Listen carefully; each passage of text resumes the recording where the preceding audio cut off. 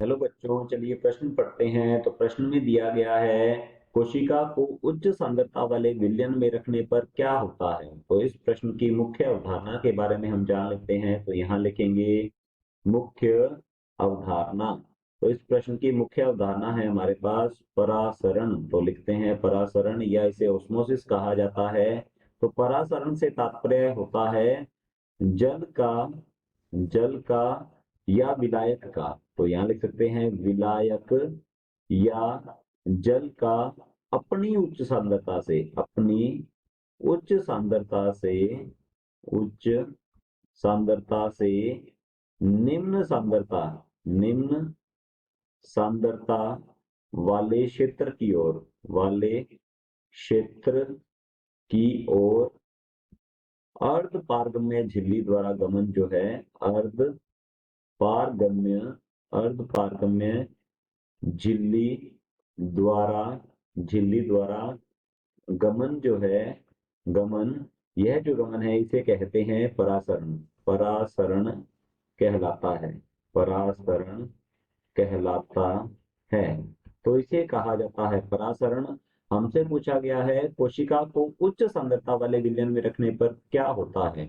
यदि कोई कोशिका है, तो यहाँ हम लिखते हैं यदि कोई कोशिका है और उसे रखा जाता है अति परासरी विलयन में। तो यहाँ लिखेंगे अति परासरी विलयन विलयन या उच्च सांद्रता वाला विलयन, इसे ही कहा जाता है उच्च सांद्रता का विलयन जो है। यदि इसमें रखा जाता है किसी कोशिका को, तो क्या होगा। तो कोशिका का जो कोशिका द्रव्य है उसकी तुलना में ये जो विलयन है इसकी सांद्रता उच्च होगी, जिससे कि बहिःपरासरण की क्रिया होती है। तो इसमें हम कह सकते हैं इस अवस्था में कोशिका से जो जल के अणु हैं वे निकलकर अति परासरी विलयन में प्रवेश करते हैं। तो यहाँ लिखेंगे तो क्या होगा, बहिःपरासरण होगा। बहिःपरासरण लिखें। बहिःपरासरण से तात्पर्य है कोशिका द्रव्य से कोशिका द्रव्य से जल के अणु जल के अणु उच्च सांद्रता वाले विलयन उच्च सांद्रता वाले विलयन की ओर गमन गमन करते हैं जिससे कि क्या होगा कि कोशिका द्रव्य जो है इसमें हम कह सकते हैं जल या विलायक के अणु जो है ये कम हो जाएंगे। और यदि यह पादप कोशिका है, तो हम यहाँ पर संभावनाएं लेकर चलेंगे।